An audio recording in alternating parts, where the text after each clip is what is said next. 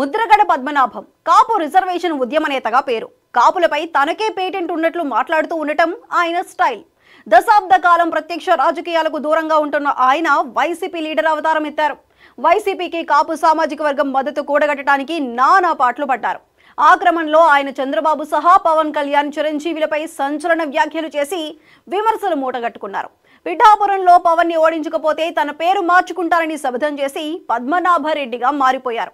అలాంటి ఆయన తాజాగా తీసుకున్న నిర్ణయం చర్చనీయాంశంగా మారింది. ఇప్పుడు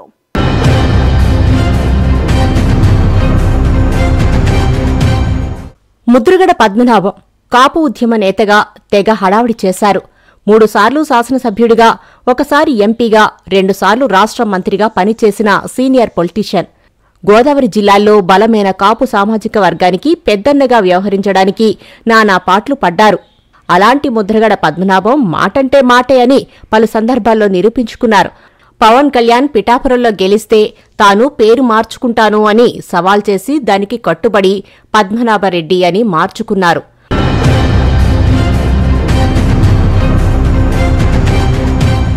అంత పట్టుదల కలిగిన మనిషి అయిన ముద్రగడ ఇప్పుడు ఈ ఏజ్లో, ఈ స్టేజ్లో తన పంతాన్ని, పట్టుదలను వీడుతున్నట్లు కనిపిస్తున్నారు. ముద్రగడ పద్మనాభానిది సొంత నియోజకవర్గం తూర్పుగోదావరి జిల్లా ప్రత్తిపాడు. ఆయన తండ్రి ముద్రగడ వీర రాఘవరావు 1962, 1967లలో ఇక్కడి నుంచి 2 సార్లు పోటీ చేసి గెలిచారు. ఆయన మరణం తరువాత 1978లో ముద్రగడ ఇదే సీటు నుంచి జనతా పార్టీ అభ్యర్థిగా తొలిసారి పోటీ చేసి ఎమ్మెల్యేగా గెలిచారు.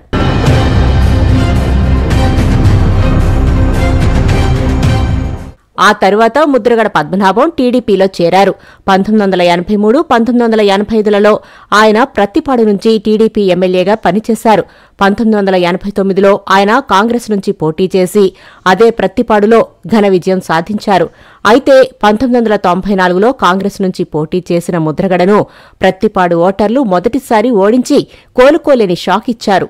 దాంతో ముద్రగడ పూర్తిగా రాజకీయ నిర్వేదానికి లోనై ఇక ఈ జన్మలో ప్రత్తిపాడు నుంచి పోటీ చేయనని ప్రకటించారు. అసలు ప్రత్తిపాడులో అడుగు పెట్టబోనని శపథం కూడా చేశారు.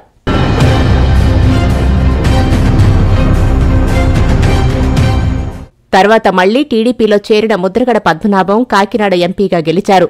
తర్వాత 2009లో ముద్రగడను దివంగత నేత వైఎస్సార్ పిలిచి మరీ ప్రత్తిపాడు నుంచి పోటీ చేయాలని అడిగారు. కానీ ఆయన ప్రత్తిపాడు నుంచి చేయనని మరోసారి స్పష్టం చేశారు. అంతేకాదు, కాపు ఓటర్లు అధికంగా ఉండే పిఠాపురం నుంచి పోటీ చేస్తారని చెప్పి టికెట్ తెచ్చుకున్నారు. అయినా ఆ ఎన్నికల్లో ఆయన ఓడిపోయారు. ఈ నేపథ్యంలో వైసీపీ నాయకుడిగా ఉన్న ముద్రగడ మళ్లీ ప్రత్తిపాడు వైపు చూస్తున్నారన్న టాక్ నడుస్తోంది.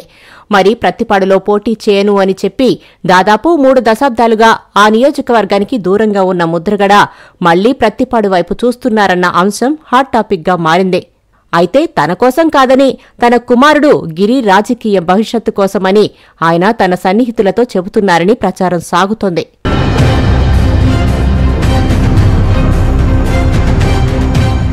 ముద్రగడ కుమారుడు గిరిబాబుని ప్రత్తిపాడు వైసీపీ ఇన్ఛార్జిగా అధినాయకత్వం నియమిస్తుందని అంటున్నారు.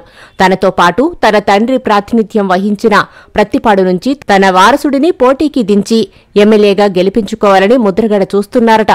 ముద్రగడకి పిఠాపురంపై ఆసక్తి ఉన్నా అక్కడ పవన్ కళ్యాణ్ ఉండడంతో ఇక కుమారుడికి గెలిచే సీన్ ఉండదని, అందుకే గత్యంతరం లేని స్థితిలో ప్రత్తిపాడు వైపు చూస్తున్నారని చెబుతున్నారు. కుమారుడి భవిష్యత్తు దృష్ట్యా ముద్రగడ తన పట్టు సడలించుకుని ప్రత్తిపాడు నుంచి వారసుడిని దించి వైసీపీ తరపున వచ్చే ఎన్నికల్లో అభ్యర్థిగా నిలబెట్టి గెలిపించుకోవాలని చూస్తున్నారని టాక్ నడుస్తోంది. అదే జరిగితే 3 దశాబ్దాల క్రితం తాను పట్టిన శపథాన్ని ముద్రగడ పక్కన పెట్టి ప్రత్తిపాడులో రాజకీయం మొదలు పెడతారన్నమాట. అయినా ముద్రగడ అనుకుంటే సరా, జగన్ వారికి అవకాశమివ్వాలి కదా.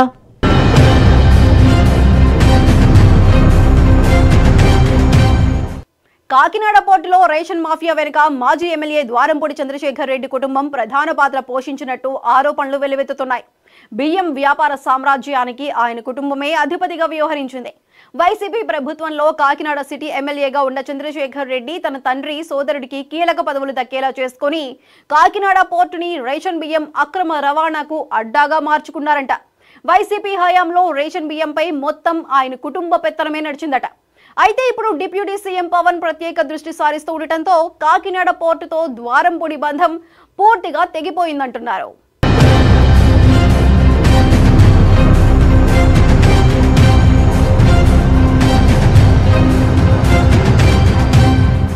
పేదలకు అందాల్సిన రేషన్ బియ్యం కాకినాడ పోర్టు నుంచి విదేశాలకు తరలిపోతుందన్న వాస్తవం అందర్నీ ఆశ్చర్యపరుస్తోంది. రేషన్ బియ్యం ఎగుమతి మాఫియాకు కాకినాడ పోర్టు కేరాఫ్ అడ్రస్గా మారిపోయింది. ప్రతి నెలా 2 తెలుగు రాష్ట్రాల్లో ప్రభుత్వాలు ఇచ్చే రేషన్ బియ్యం రోజుల వ్యవధిలోనే కాకినాడకు చేరి అక్కడి నుంచి ఆకర్షణీయమైన పేర్లు, ప్యాకింగులతో విదేశాలకు చేరుతోంది. దీని వెనుక పెద్ద మాఫియానే ఉంది. కాకినాడలో పాతుకుపోయిన రేషన్ బియ్యం మాఫియా రాష్ట్ర వ్యాప్తంగా వీటిని కొనుగోలు చేసి ఇక్కడకు తరలించేలా నెట్వర్కులు ఏర్పాటు చేసుకుంది. ఈ బియ్యాన్ని ఉమ్మడి తూర్పుగోదావరి జిల్లాలోని తమ మిల్లుల్లో రహస్యంగా పాలిష్ చేసి ఆకర్షణీయమైన సంచుల్లో ప్యాక్ చేసి అక్కడ నుంచి పోర్టు ద్వారా గుట్టుచప్పుడు కాకుండా ఆఫ్రికా దేశాలకు తరలించేస్తున్నారు.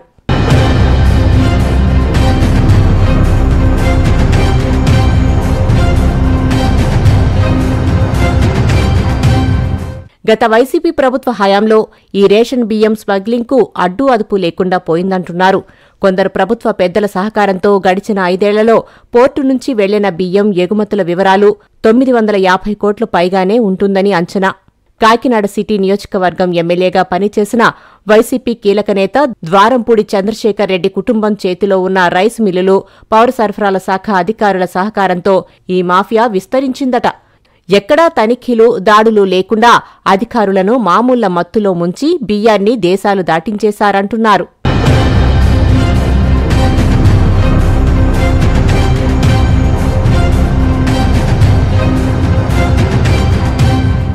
అప్పట్లో సివిల్ సప్లైస్ కార్పొరేషన్ చైర్మన్గా ద్వారంపూడి చంద్రశేఖర్ రెడ్డి తండ్రి Dwarampudi Bhaskar Reddy, AP rice millers association అధ్యక్షుడిగా ఆయన సోదరుడు ద్వారంపూడి వీరభద్రారెడ్డి వ్యవహరించారు. దాంతో రేషన్ బియ్యం స్మగ్లింగ్లో ఆ కుటుంబ పెత్తనం యథేచ్ఛగా సాగింది. ద్వారంపూడి కుటుంబం, ఆయన అనుచరులు లక్షల టన్నుల బియ్యాన్ని తరలించారు. రేషన్ బియ్యాన్ని వైసీపీ అండదండలున్న 16 కంపెనీల వ్యాపారులు అనేక ప్రాంతాల నుంచి కిలో 6 రూపాయలకు కొనుగోలు చేసి కాకినాడకు తరలిస్తారు. వాటిని ద్వారంపూడి కుటుంబం, ఆయన మనుషులు కొనుగోలు చేసి మిల్లుల్లో పాలిష్ చేసి కిలో 70 చొప్పున విదేశాలకు ఎగుమతి చేశారు. ఇలా కోట్లకు కోట్లు సంపాదించారు.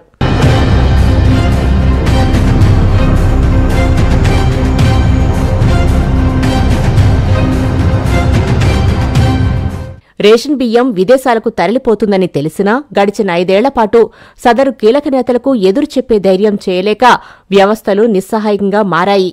పైగా సదరు నేత అప్పటి ప్రభుత్వాధినేతకు అత్యంత సన్నిహితుడు కావడంతో రేషన్ బియ్యం ఎన్ని రూపాయలు మారినా అడ్డుకునే నాథుడే లేకపోయాడు.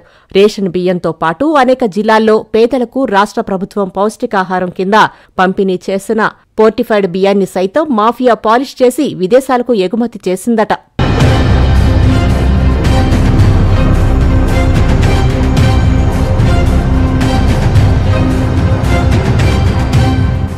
ఎన్నికల ప్రచార సమయంలోనే ద్వారంపూడి అక్రమాలపై తీవ్రస్థాయిలో ధ్వజమెత్తిన జనసేనాని పవన్ కళ్యాణ్ డిప్యూటీ సీఎం అయ్యాక తాజాగా ద్వారంపూడి అక్రమాలపై ఫోకస్ పెట్టారు. కాకినాడ పోర్టులో స్వయంగా పర్యటించి అధికారులపై ఫైర్ అయ్యారు. మొత్తం మీద ఇప్పుడు పవన్ కళ్యాణ్ స్వయంగా రంగంలోకి దిగడంతో అవినీతి ద్వారంపూడి ఆట కట్టినట్లేనని అంటున్నారు. దేశ భద్రతకు కాకినాడ పోర్టు విఘాతంగా మారుతుందని డిప్యూటీ సీఎం వ్యాఖ్యానించిన నేపథ్యంలో కాకినాడ పోర్టుతో ద్వారంపూడికి రుణానుబంధం తీరిపోయినట్లేనని, ఆ మాజీ ఎమ్మెల్యే అక్రమ దందాలకు పూర్తిగా చెక్ పడినట్లే అన్న అభిప్రాయం వ్యక్తమవుతోంది.